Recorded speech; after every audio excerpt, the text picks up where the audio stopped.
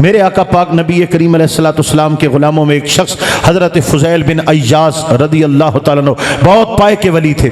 फरमाते मेरा एक गुलाम था, मेरा शागिर्द था, नेक आदमी था, आलिम था, बाअमल था, तहज्जुद गुजार था। अचानक आलम जवानी में फौत हो गया। मैंने मरने के बाद उसको ख्वाब में देखा। मैंने कहा तेरे साथ क्या हुआ?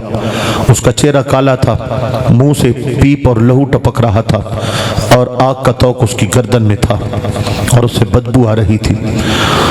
मैंने कहा खुदा के बंदे ये क्या हुआ? तू तो परहेजगार आलिम फाजिल था। उसने कहा हुजूर मैं जैसा था मैं वैसा ही था, मैं कोई गुनाहगार शख्स नहीं था। ऐसा नहीं था कि मेरा जाहिर और हो मेरा बातिन और हो। फिर क्या हुआ?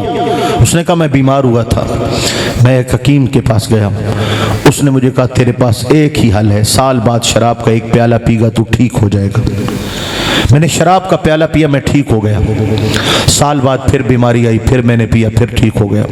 साल बाद बीमारी आती थी, मैं दवा के लिए शराब का एक प्याला पीता था। जब मैं फौत हुआ मेरा इल्म, मेरा ज़ुहद, मेरा तकवा, मेरी परहेज़गारी, मेरी तहज्जुदें मेरे काम ना आई। शराब का वो एक प्याला मुझे बर्बाद कर गया और मुझे दोज़ख की आग में जलाया जा रहा है। जो शख्स शादियों पे शराब पीते हैं, गम भुलाने को शराब पीते हैं, रात को महफिलें सजा के शराब पीते हैं, जिनको शराब पिए बगैर जो है वो नींद नहीं आती, उन लोगों का अंजाम क्या होगा जो मुसलमान भी कहलाते हैं और शराब जैसी लानत को भी अपने सीने से लगाया हुआ है। मेरे भाइयों इस लानत से दूर दूर, बहुत दूर रहो। और ये लानत कब गले पड़ती है?